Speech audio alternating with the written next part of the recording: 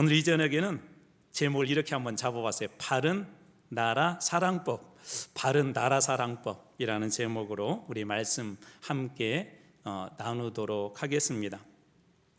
하나님은 우리 모두를 부르셨어요. 다양한 형태로 이렇게 부르셨는데, 이 부르심에 대해서 칼빈은 이런 얘기를 했어요.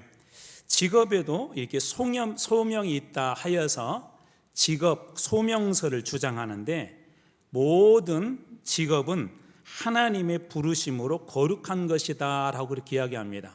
다시 한번 들어보십시오. 모든 직업은 하나님의 부르심으로 거룩한 것이다.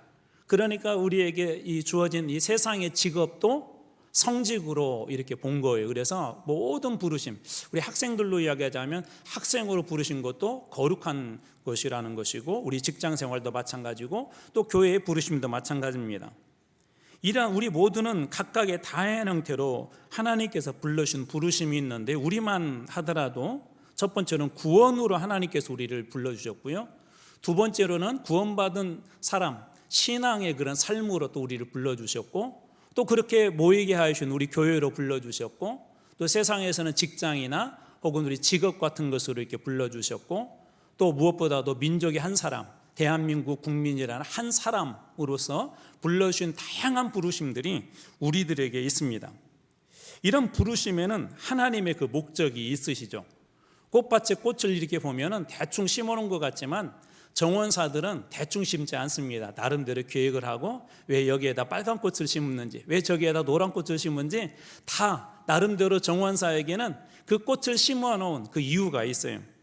또 목수가 집을 짓기 위해서 여러 연장들 이렇게 챙기잖아요. 연장도 다양하잖아요. 대패도 있고 망치도 있고 끌도 있고 다양한 그 연장들이 있는데, 목수가 그 연장들 이렇게 챙기고 준비하는 이유는 그 어떤 쓰임에 맞게 그 연장들을 사용하기 위해서 그 연장을 이렇게 챙깁니다. 마찬가지로 교회로, 직장으로 하나님께서 우리를 또 민족 가운데 대한민국 국민의 한 사람으로서 부르시는데도 거룩한 그런 이유가 있다는 것입니다. 여러분이 잘 아는 구약의 모세, 에스더, 느헤미야는 대표적으로 무엇보다도 민족 구원을 위해서 하나님께서 불러주신 사람들입니다. 모세는 애굽으로부터 민족을 구원하라는 큰 사명을 받고 민족 구원의 사명으로 하나님께서 불러주셨고요, 느헤미야는 예루살렘에서 온 한 사람으로부터 소식을 듣죠. 예루살렘 성이 다 무너져 버렸고, 그리고 그렇기 때문에 그곳에 사는 사람들의 삶이 너무 힘들다는 그 이야기를 듣고, 그래서 하나님의 부르심으로 그가 하나님 앞에 서원 기도를 합니다. 그리고 그는 예루살렘에 돌아가서 예루살렘 성을 중건하는 일과 그곳의 백성들이 안전하게 살 수 있도록 그 일들을 책임지는, 민족을 살리는 일, 성벽을 재건하는 일을 이 느헤미야가 합니다. 여러분이 잘 아는 에스더는 이 어떻게 보면 포로로 잡혀간 그곳에서 나중에 왕 후의 자리까지 올랐죠. 모든 것들이 안정된 그런 삶이 보장된 자리였었지만, 죽으면 죽으리라라는 그런 각오를 가지고 왕 앞에 서서 민족을 구원하는 데 결정적인 그런 역할을 합니다. 방금 설명드렸던 모세나 에스더, 이 느헤미야는 민족 구원의 이 사명을 띠고 하나님께서 불러주신 것입니다. 그래서 오늘 우리도 마찬가지인데요, 우리의 삶이라든지 우리의 신앙이라든지 우리의 직장 혹은 교회로 불러주시는데도, 또 혹은 대한민국의 국민으로, 또 한민족의 한 사람으로 불러주시는데도 하나님의 부르신 그 뜻들이 있다는 것입니다. 오늘 말씀 제목을 바른 나라 사랑법이라고 했지만, 나라 대신 다양한 것을 집어넣어서 한번 적용해 볼 수 있을 것 같아요. 바른 교회 사랑은 어떻게 할 수 있을 것인가, 바르게 우리 자녀 사랑은 어떻게 할 수 있을까 라는 그런 다양한 형태로 한번 적용해 볼 수 있겠지만, 오늘은 특별히 그 중에 어떻게 하면 우리 나라를 사랑할 수 있을까 한번 고민해 보려고 합니다. 바울에게는 그런 민족에 대한 부담감들이 늘 있었어요. 그래서 이 로마서 10장 1절에 보면 바울이 이런 고백을 하는데요, 형제들아 내 마음은 바울을 이야기합니다. 형제들아 내 마음이 원하는 바와 하나님께 구하는 바는 이스라엘을 위함이니, 이스라엘을 위해서, 이스라엘 백성을 위해서 바라고 하나님 앞에 기도한다는 거예요. 그러면서 그 가장 중요한 이스라엘 백성들을 위한 민족적인 그런 사명이 무엇이냐라고 이야기하냐면, 곧 그들로 구원을 받게 하려 함이라. 이스라엘 백성들, 유대인들이 구원을 받게 하기 위해서 자기는 부르심을 받았고 또 그것을 위해서 하나님 앞에 기도하고 복음을 전한다라고 이렇게 소개하고 있습니다. 여러분들이 지금 로마서를 쭉 이렇게 보고 있는데요, 로마서는 크게는 두 개로 나눠 볼 수가 있어요. 1장 1절에서 11장까지, 그 다음에 12장에서 그리고 16장까지 이렇게 나눠 볼 수가 있는데요, 앞에는 쉽게 얘기하자면 교리편이에요. 11장까지는 교리, 그 다음에 12장부터 16장까지는 생활편, 어떻게 살아갈 것인가의 내용인데, 이 앞에 교리 부분은 1장에서 8장까지는 이런 내용이 이신칭의에 대해서 다양한 형태로 이 바울이 계속해서 얘기합니다. 율법, 행위를 통해서 구원을 받는 것이 아니라 이신, 믿음으로써 칭의, 의롭다 칭을 받는다, 구원을 받는다는 그런 이야기를 해요. 그리고 이 교리편에다가 하나 살짝 9장에서 11장까지가 무엇이 들어가냐면 이스라엘의 타락과 이스라엘의 그 구속에 대한 의미들을 이게 설명을 해줍니다. 그래서 이스라엘도 그들이 하나님께 선택해 주신 백성이기 때문에 구원받았다는 것이 아니라 그들도 믿음으로 구원받는다는 이야기를 이 9장에서 11장까지 합니다. 그래서 9장에서 11장까지는 이스라엘에 대한, 유대인들에 대한 이야기로 이렇게 계속해서 이어질 것입니다. 이신칭의 교리 후에 이 이스라엘에 대해서 이야기하는 그 이유는 믿음으로 구원받았지만 하나님께서 가장 먼저 구원하려고 했던 것은 1차적으로 유대인들, 이스라엘 사람들이었어요. 그래서 첫째는 유대인이요, 둘째는 헬라인에게로다라고 우리 로마서 1장에서 보았던 것처럼 가장 큰 하나님의 구원의 1차적인 대상은 누구였었냐면 바로 유대인들, 이스라엘 백성들이었습니다. 그런데 그들이 이 믿음으로 구원받는다는 것을 놓아버리고 그들에게 주었던 그 율법을, 특권의식을 가지고 그 율법으로 행해야 된다, 살아야 된다라고 계속 그 주장을 하죠. 그래서 이 8장까지 이신칭의에 대한 교리를 자세하게 여러 형태로 설명을 하고 9장부터 11장까지 이스라엘도 그러므로 이신칭의가 필요하다, 이스라엘의 구속에 관한 이야기들, 이스라엘이 하나님으로부터 떠난 이야기부터 그럼에도 불구하고 이스라엘이 구원받기 위해서는 믿음으로 구원받는다라는 내용을 거기다 집어넣은 것입니다.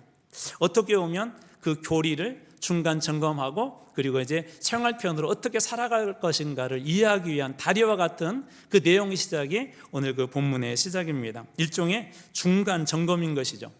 이스라엘에게 주신 하나님의 놀라운 그런 유대인들에게 주신 축복들이 있어요. 앞에서도 설명을 하고 여러 곳에 성경에도 기록되어져 있는데 제가 한 4가지만 한번 이렇게 추려보았습니다. 유대인 이스라엘이 받은 축복은 무엇이냐면 첫 번째로 하나님의 주권적인 선택이 있었어요. 하나님께서 주권적으로 우리가 무엇을 잘해서가 아니라 하나님께 선택을 하셨는데, 하나님은 신명기 7장 7절에서 이렇게 이야기하세요. 여호와께서 너희를 기뻐하시고 너희를 택하심은 너희가 다른 민족보다 수요가 많기 때문이 아니라 너희는 오히려 모든 민족 중에 가장 적으니라. 여호와께서 너희를 기뻐하시고 너희를 택하셨다. 이스라엘이 뭘 잘해서 쟤네들 택하면 앞으로 나를 입에 잘할 것 같아, 쟤네들 보니까 그래도 다른 민족들보다 선하게 살아서 그래, 그런 이유가 아니라 그냥 하나님께서 주권적으로 그 이스라엘 선택하신 거예요. 그리고 두 번째로 하나님께서 주권적으로 그들을 구원하시죠. 이스라엘의 어떤 삶 때문에가 아니라, 거룩한 삶을 살아서가 아니라, 그들이 선하게 살아서가 아니라 하나님의 주권적인 구원이 이 이스라엘에게, 유대인들에게 주어지는 축복이었어요. 그래서 신명기 4장 20절에 보면 여호와께서 너희를 택하시고 라고 그렇게 이야기하시면서 너희를 쇠 풀물불 곧 애굽에서 인도하여 내사 자기 기업의 백성으로 삼으신 것이 오늘과 같아도. 그래서 하나님께서 주권적으로 선택하셨을 뿐만 아니라 주권적으로 구원하셨다는 것이에요. 이게 이스라엘이 받은 축복입니다.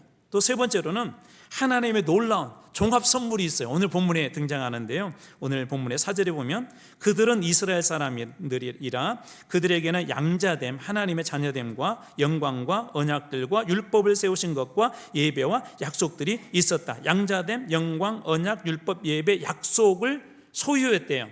이스라엘에게 하나님께서 그 모든 것들을 다 선물로 주신 거예요. 쉽게 말해서 선물 보따리를 이 유대인들, 이스라엘 사람들이 받은 것입니다.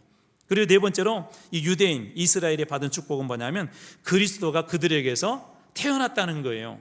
로마서 9장 5절에 보면 조상들도 그들의 것이요, 육신으로 하면 그리스도가 그들, 유대인에게서, 이스라엘에게서 나셨으니 이는 만물 위에 계셔서 세세 찬양을 받으실 하나님이시다. 예수가 하나님이신데, 예수가 그리스도신데 그 육신을 입고 태어날 때 어디서 태어났다고? 이스라엘에게서, 유대인에게서 예수님이 태어났대요. 우리나라의 유명한 한 사람만 있어도 자랑이 되잖아요. 뭐 괴테라든지 그런 유명한 사람들, 또 우리 작곡가 중에 베토벤, 모차르트 같은 유명한 사람들이 있으면 그 지역도 유명해지고 그 지역의 그 자랑 아니에요. 그 백성들의 자랑이 되고 그것이 영광이 되지 않습니까? 근데 유대인들은, 이스라엘 사람들은 자기 민족에게서 그리스도가 태어났다는 것만 가지고도 엄청난 그런 축복이죠. 그래서 하나님의 주권적인 선택, 그 다음에 하나님의 주권적인 구원, 그리고 하나님의 은혜의 선물의 보따들이 그들에게 주어졌을 뿐만 아니라 무엇보다도 메시아 그리스도가 그들에게 태어났다는 이 놀라운 축복을 가진 민족이 바로 유대인이고 이스라엘입니다. 놀라운 축복을 누렸죠. 그러나 이 놀라운 축복을 받았음에도 이 유대인들의 어리석음이 있어요. 이스라엘 사람들의 어리석음. 첫 번째로는 그리스도를 거부하고 십자가에 못 박아 죽여버리고 맙니다. 그리스도를 거부하고 그리스도를, 메시아를 십자가에 못 박아서 죽여버려요. 마태복음 21장 22절에 보면 빌라도가 이르되 그러면 그리스도라 하는 예수를 내가 어떻게 알아? 그들이 다 이르되, 유대인이 다 이르되, 이스라엘 사람들이 다 이르되 십자가에 못 박혀야 하겠나이다.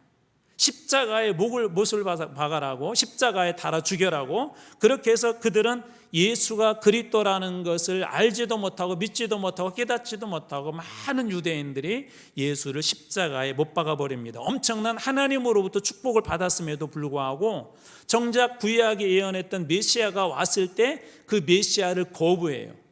그리고 그 메시아를 심성모독죄로 십자가에 달려 죽도록 끊임없이 압박하고 로마 정부를 압박하고, 그래서 결국은 그들이 예수를 십자가에 못 박아 버리고 맙니다. 그래서 사도행전 3장 15절에는 이렇게 베드로의 설교에서 이야기를 하고 있는데요, 너희들이 생명의 주를 주겠도다라고 그렇게 이야기합니다. 그뿐만 아니라 약속하신 메시아, 구약이 약속하신 메시아를 따르는 그리스도인들에게도 엄청난 그런 핍박들이 이게 주어져요. 제가 바울의 이야기만 여러 개 한번 찾아봤거든요. 자, 예를 들자면 사도행전 13장 45절에 보면 유대인들이 바울을 반박하고 비방했다라고 그렇게 되어 있고, 14장 5절에 보면 두 사도를, 바울과 바나바를 모욕하고 돌로 치려 했다. 그리고 실제적으로 돌로 쳐서 이 사람들을 거의 죽을 지경으로 만들어 버리죠. 또 사도행전 18장 12절에는 바울을 대적하여 법정으로 데리고 갔대요. 또 사도행전 21장 27절에는 유대인들이, 아시아로부터 온 유대인들이 무리를 충동하여서 그들을 붙잡았대요.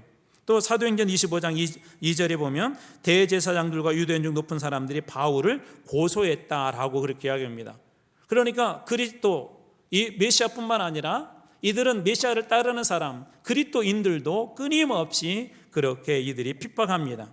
다시 말해서 그들이 놀라운 축복을 받았지만 유대인들의 어리석음으로 인하여서 메시아를 십자가에 죽게 하고, 또 그 메시아를 따르는 모든 사람들을 그들이 끊임없이 핍박하고 끊임없이 괴롭혔다는 거예요. 이런 일들이 이 유대인들에게 있었습니다. 방금 읽어드린 바울이 당한 것만 본다면 자기 민족이지만 얼마나 힘들겠어요. 종종 이런 표현을 쓰시는 분들이 계시더라고요. 이게 나라냐? 이게 참 이해가 안 되는 상황들이 종종 있잖아요.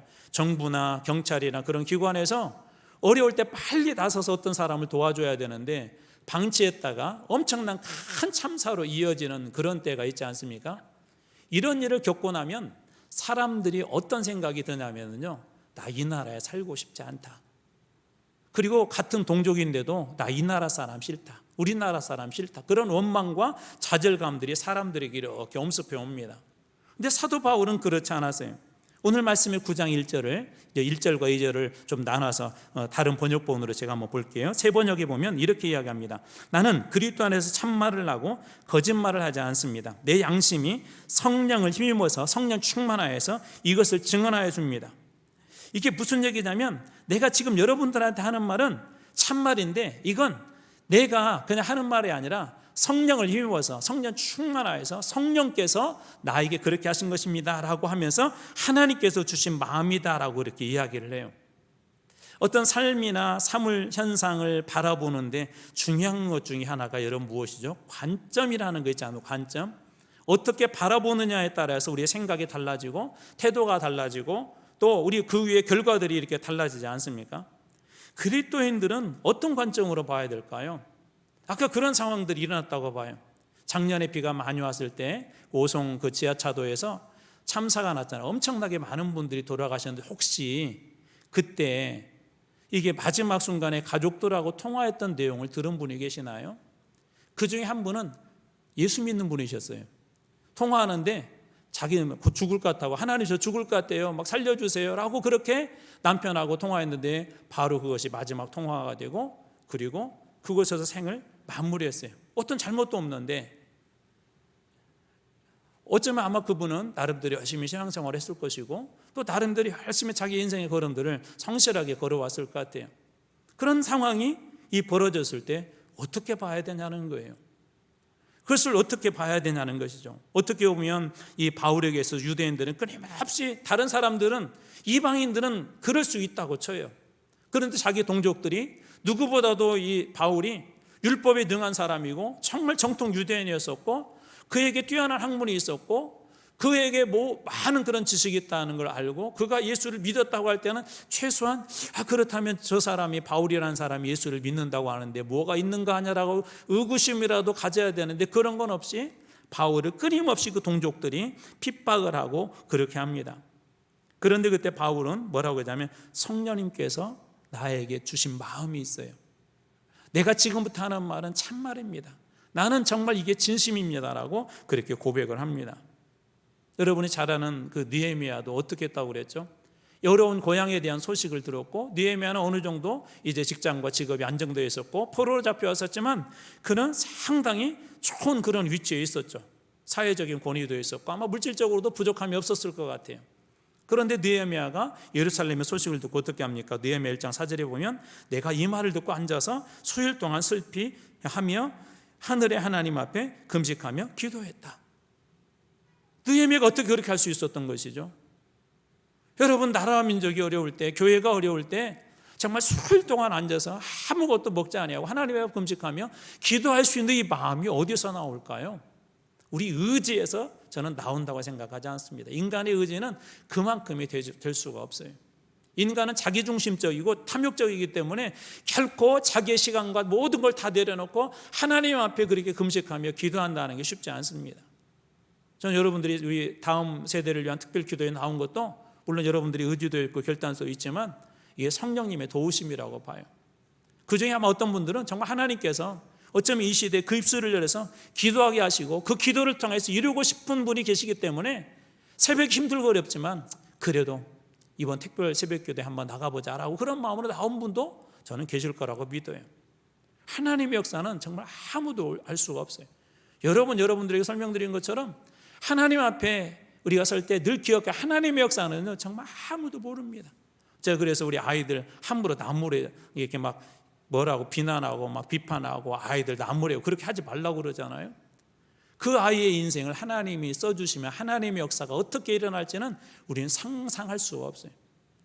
느헤미야 같은 사람이, 이 높은 자리에 있는 사람이, 여러분 차라리 힘들고 어려우면요, 나 빨리 고향에 들어, 잘됐다, 고향 어려우니까 가서 나 성이라도 건축해야지, 재건해야지, 그런 마음이 있겠지만 이미 자리도 다 잡힌 사람이고 사회적 지위도 없고 포로로 잡혀왔지만 이 완전한 자유를 누리고 있던 그런 사람이 어떻게 그런 마음을 하게, 수일 동안 앉아서 자기 백성의 괴로움과 그 민족의 어려운 이야기를 듣고 어떻게 슬피 울면서 그렇게 금식할 수 있겠냐고요.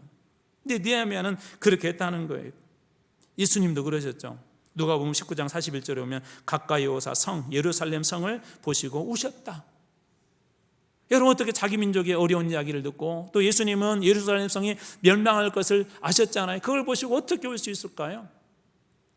그건 그 마음속에 세상 어느 도구도 줄 수 없는 하나님께 주신 긍휼의 마음 때문입니다. 그래서 이 마태복음 5장 7절에는 이렇게 이야기하죠. 긍휼히 여기는 자는 복이 있다. 긍휼히 여기지 않은 복이 있다.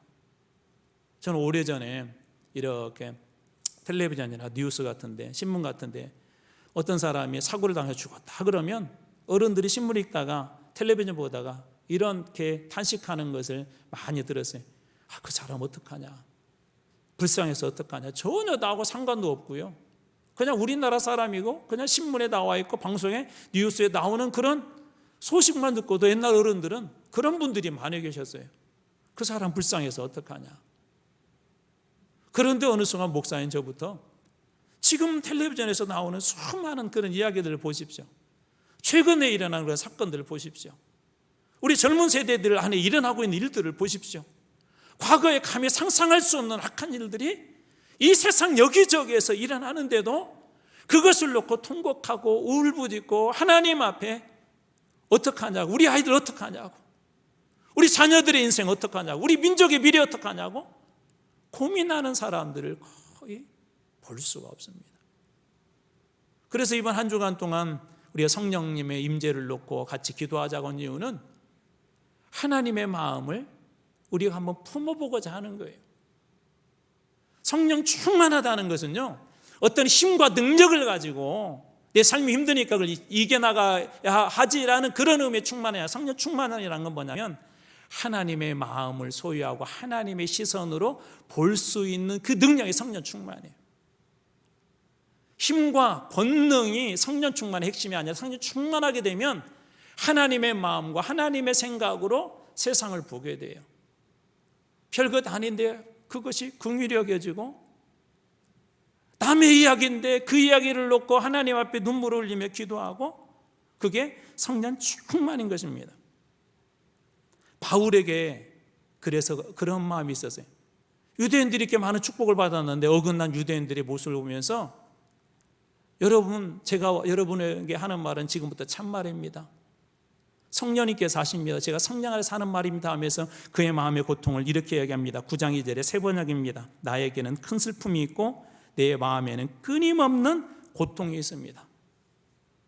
뭐가 있다고요? 나에게는 큰 슬픔이 있고 내 마음속에는 끊임없는 고통이 있습니다. 여러분, 이런 큰 슬픔과 끊임없는 큰 고통을 언제 느껴보셨어요? 최근에 언제 느껴보셨어요? 여러분하고 직접 관련된 것 말고, 우리 가족들 이야기 말고 다른 사람들의 이야기를 들을 때, 혹은 교회 안 좋고 힘든 어려운 이야기들 들을 때, 어느 선교사님의 힘든 여정에 대한 이야기를 들을 때, 어느 시골교회 목사님의 교회 목회의 어려운 이야기를 들을 때 큰 슬픔이 있고 끊임없는 그런 고통 때문에 여러분 괴로워한 적이 혹시 언제였습니까? 바울은 이미 로마서를 썼을 정도에는요, 목회적으로 보면 세상적인 이야기는 성공한 사람이에요. 그의 복음을 듣고 수많은 사람들이 돌아왔고, 그리고 그의 복음이 전해지는 곳에 여러 곳의 교회들이 세워졌을 거예요. 이런 안정적인 상황인데도 그는 끊임없이 그 마음속에 큰 슬픔과 큰 고통이 있었는데, 바로 자기 민족에 대한 문제가 있었어요. 그래서 9장 3절에 그는 이렇게 이야기해요. 나의 형제, 내 민족, 내 동족, 곧 고륙 친척을 위하여 내 자신이 저주를 받아 그리스도에게서, 예수에게서, 복음에게서 끊어질지라도 원하는 바로다. 저주를 받아서 만약 내 고륙 친척, 내 백성, 내 민족이 구원만 받을 수 있다면 내가 저주받아도 좋다라는 표현이에요. 우리는 두 곳에서 이런 모습들을 보게 되죠. 첫 번째는 예수님이 저주받으시지 않았습니까? 요한복음 3장 16절에 하나님이 세상을 이처럼 사랑하사, 하나님의 그 사랑, 모든 백성들, 모든 민족, 만민을 구원하기 위해서 주님께서 스스로 저주받은 자리가 십자가 자리 아닙니까? 신명기 21장 23절에 오면 그 시체를 나무 위에 밤새도록 두지 말고 그날에 장사에 내 하나님 여호와께서 내게 기업으로 주는 땅을 더럽히지 말라, 이렇게 말씀이에요. 나무에 달린 자는 하나님께 저주를 받았다. 나무의 저주를 예수님께서 받으신 거예요. 나무의 저주를.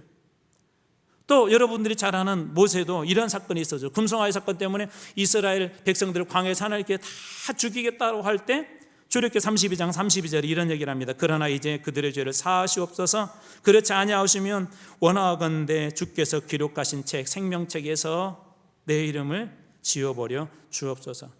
자기 민족을 살려달라는 거예요. 차라리 제가 저주받겠습니다.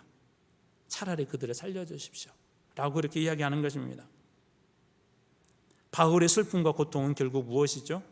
하나님의 언약과 축복을 받은 이스라엘이 그렇게 많은 축복을 받았음에도 예수를 그리스도로 인정하지 않고 받아들이지 못하고 구원에 이르지 못한 그 모습을 보고 민족의 가장 큰 고통과 슬픔이 뭐였냐면 이스라엘 민족 유대인들이 구원받지 못함에 대한 슬픔과 고통이었습니다. 그런 의미에서 볼 때 다시 성령 충만을 설명하자면 하나님의 눈으로 보고 하나님의 마음으로 느끼고 하나님의 시선으로 세상을 그는 바라보았던 것이죠. 민족에 대해서, 나라에 대해서 이 바울이 그런 마음으로 봤다는 거예요. 초등학교, 우리 예전에는 일제 강점기의 그런 잔재 때문에 국민학교라고 하지 않았습니까? 그때만 하더라도 이게 조회가 늘 있었던 것 같아요. 그때 늘 했던 것이 국기에 대한 경례였었어요. 음악이 장엄하게 딱 나오면서 전교생이 합창하듯이 이렇게 합니다. 나는 자랑스러운 태극기 앞에 조국과 민족의 무궁한 영광을 위하여 몸과 마음을 바쳐 충성을 다할 것을 굳게 다짐합니다. 아직도 외우신 분들 계시죠? 이게 시대마다 좀 다르더라고요. 한 3번 정도 이렇게 바뀌었더라고요. 근데 저희 세대는 제가 방금 읽어드린 그거였었어요. 장엄한 음악이 나오고 초등학생인데 이 국기에 대한 경외하면서 다짐을 하면은요, 갑자기 막 애국자가 된 것 같아요. 야, 나라 민족을 위해서 정말 나도 목숨 바쳐서 충성을 다해야지. 그 어린 초등학생이 뭘 알겠어요. 근데도 어렸을 때 이걸 할 때마다 야, 나라 민족을 위해서 나도 목숨 바쳐야지, 충성을 다해야지. 어렸을 때부터 그런 나라 사랑도 이렇게 배웠던 것 같습니다. 우리 기독교는 어떻습니까? 일제강점기 때 독립선언서 서명에 33명이 서명에 했는데 그 중에 15분이 우리 기독교인이 했었어요. 누구보다도 우리 기독교인들이 나라와 민족을 사랑했던 게 분명합니다. 그런데 불행하게도 잘못된 그런 사랑도 있었어요. 해방 이후에 기독교인을 중심으로 소위 서북청년회라는 게 이렇게 조직이 되었는데, 이것은 나중에 제주 4.3 사건하고도 연관되고요. 또 제주 4.3 사건은 우리 여순 사건하고도 연관이 되죠. 근데 이 4.3 사건과 연관하여서 제주 시민의 10%를 포함해서 전국에 30만 명 정도가 그때 죽었대요. 근데 그 일을 주도하고 앞장섰던 사람들이 서북청년회인데 대부분이 다 기독교인들이었어요. 나라를 사랑한다는 그런 명목하에서 많은 사람들을 증오와 미움으로 그리고 죽음 속으로 탄압하고 그렇게 살해해 버렸습니다. 증오와 미움으로 나라를 사랑한 거예요. 이런 증오와 미움은 여순 사건에서도 나타나는데, 지난번에 저희들이 여수를 이렇게 갔을 때, 오동도에 갔을 때 거기 가면 여순 그 기념관이 있더라고요. 우리 장로님 한 분하고 그 안을 이렇게 들어갔는데 저기 이렇게 보이는 게 있잖아요. 원래 연극으로 만들었대요. 손가락 총이라고 하는 이 조형물, 조각이 하나가 있더라고요. 손가락을 이렇게 가리키고 있어요. 그 내용이 뭐냐면 여순 사건으로 나중에 이제 어느 정도 그 사건이 이렇게 진정되는 과정에서 소위 부역했던 사람들을 이렇게 색출해내는데, 손가락 이렇게 가리키면 그 사람이 공산당에 부역했다 해서 그냥 즉결처분, 총살하는 거예요. 근데 그 중에는 어떤 것도 있냐면 평소 때 나하고 감정이 안 좋았던 사람을 그냥 이렇게 손가락으로 가리키면 이유도 묻지 않고 그 사람을 죽여버렸대요.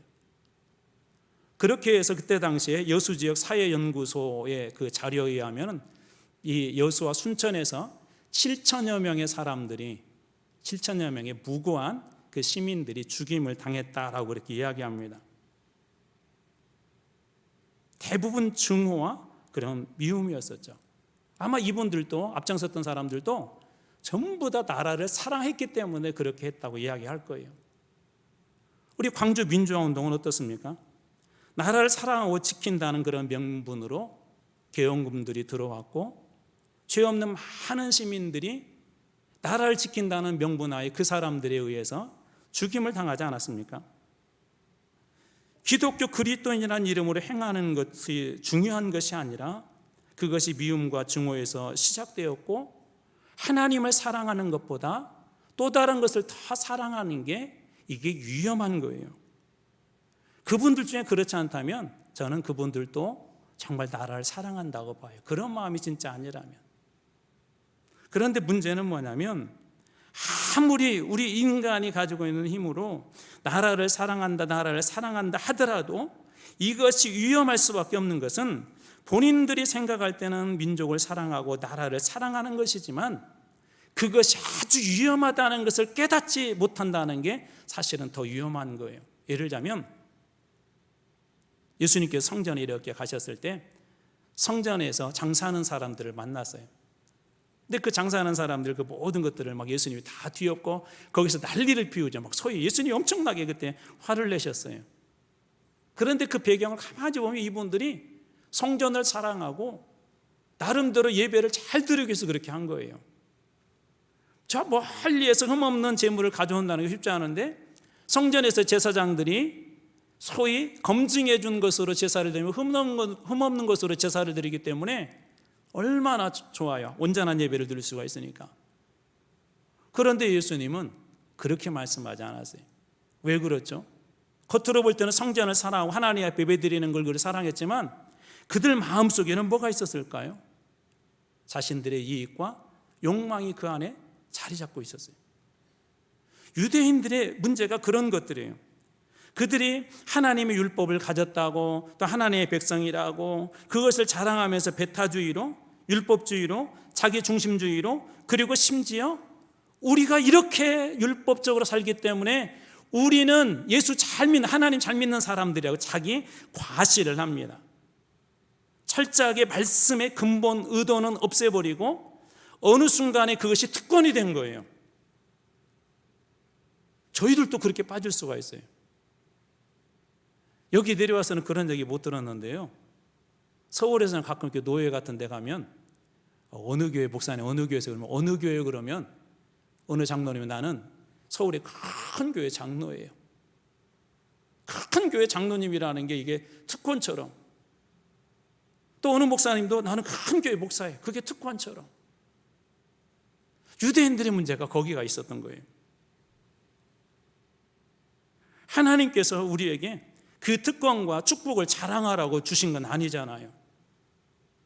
우리도 그렇게 빠질 수 있다니까요. 이렇게 좋은 교회 하나님 주셨는데 많은 분들이 그래요. 지나가 다니신 분들이 저보러 어느 교회 목사예요? 그러면 제가 광주 어느 교회 목사입니다. 그러면 이 주변에 사시는 분들은 대충 아시더라고요. 이 큰 교회를 그 예쁜 교회, 멋있는 교회, 아름다운 교회예요. 근데 그게 자랑이 되어서는 안 되고 저는 우리 예수님이 우리 교회 자랑이 될 주님으로 축원합니다. 우리 자꾸 그런 걸 가지고 자랑을 하려고 해요. 우리 율법 받았다. 하나님 우리 백성 택겨줬다. 그리고 다른 사람들에서는 철저히 깔아뭉개죠. 그리고 심지어 이방인들을 향하여서 동물 취급을 하기도 하고 사람 취급도 하지도 않죠. 상종도 하지 않습니다. 하나님이 주신 축복을 본인들의 어떤 특권으로 알고 그렇게 한다는 거예요. 이런 현상은 여러 곳에서도 나타날 수가 있어요. 나라를 사랑한다는 명목으로 그리스도의 이름을 앞장세우지만 그리스도 사랑보다도 나라 사랑이 우상화되어 있는 것처럼 우리 자식들을 향해서도 그럴 수도 있습니다. 이런 얘기도 여러분 가끔 하시죠. 내가 너를 사랑해서 하는 말이다. 근데 그 말이 자식을 망친대요. 내가 너를 사랑해서 하는 말인데 라고 하면서 상처를 주는 말을 한대요. 내가 교회를 사랑해서 하는 말인데 라면서 교인들에게 상처를 준대요. 그래서 교회를 망치는 두 사람이 있대요. 무관심한 사람도 그렇지만 더 위험한 사람이 열심 있는 거래요. 열심. 자기 열심, 자기 자랑을 드러내기 위한 열심.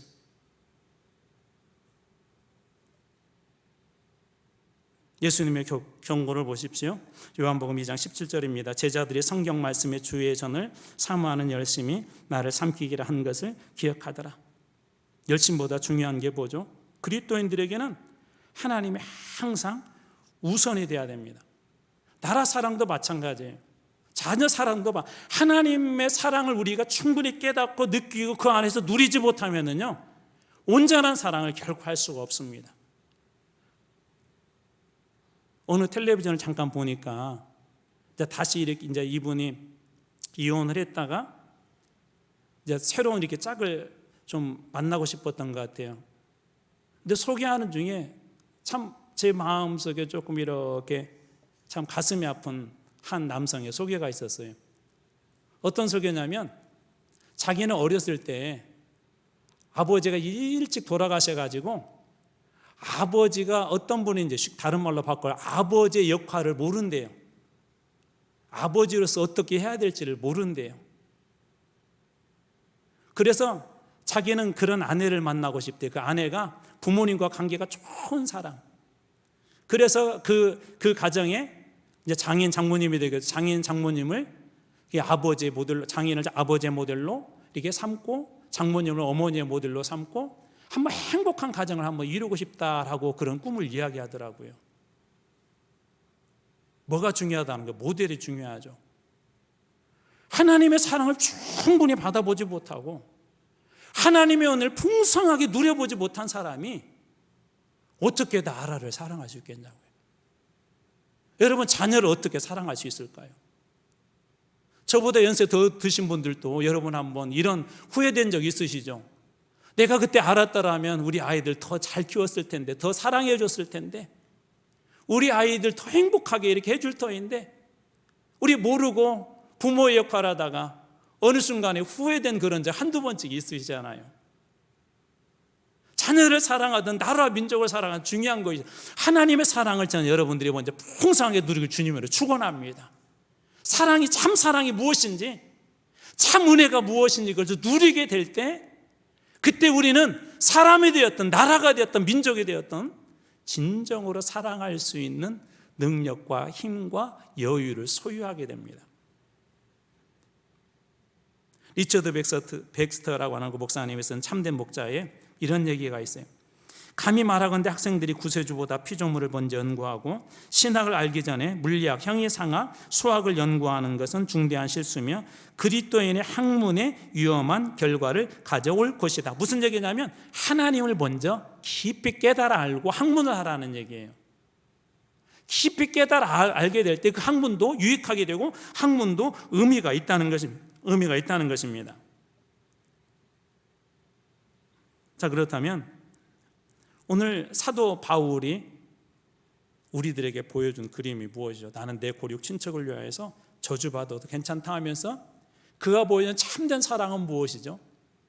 자기 민족의 온전한 구원을 위해서 그가 하나님 앞에 간구하는 그 모습 아닙니까? 그가 그렇게 민족을 사랑할 수 있는 이유는 무엇일까요? 바울이 여러 것을 고백한 것처럼 나는 주를 위하여서 목숨을 버릴지라도 나는 주를 위해서 삽니다. 그는 누구보다도 하나님의 사랑을 풍성하게 경험했고 하나님께 주신 그 은혜들을 누구보다도 경험하고 풍성하게 채웠던 사람입니다. 그 사랑으로 흘려보내고 그 사랑으로 살리는 일들을 하죠. 말씀을 정리합니다. 여러분, 진정한 나라 사랑은 어디로부터 하냐면 하나님으로부터 와요. 하나님을 사랑할 줄 아는 사람이 나라도 제대로 사랑할 수 있는 거예요. 민족도 제대로 사랑할 수 있는 거예요. 또 하나, 성령 충만한 시선으로 볼 때, 하나님의 마음으로 볼 때 나라와 민족을 위해서도 눈물 흘릴 수 있는 진정한 그런 사랑의 마음이 주어진다는 것입니다.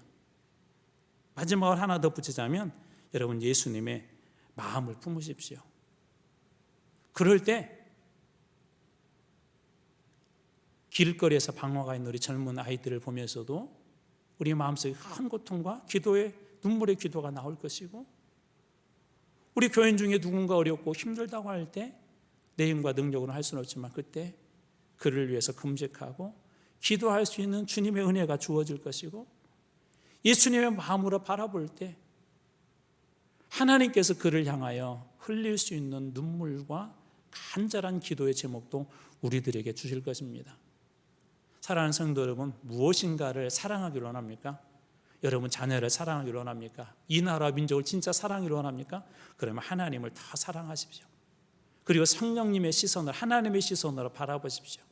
그때 여러분의 입술에서, 여러분의 눈에서 눈물이 쏟아질 것이고, 기도가, 참된 기도가 쏟아질 것이고, 그 기도를 통하여 하나님께서 나라가 되었던, 민족이 되었던, 여러분의 삶의 현장이 되었던 하나님께서 축복해 주실 줄로 믿습니다. 기도하겠습니다.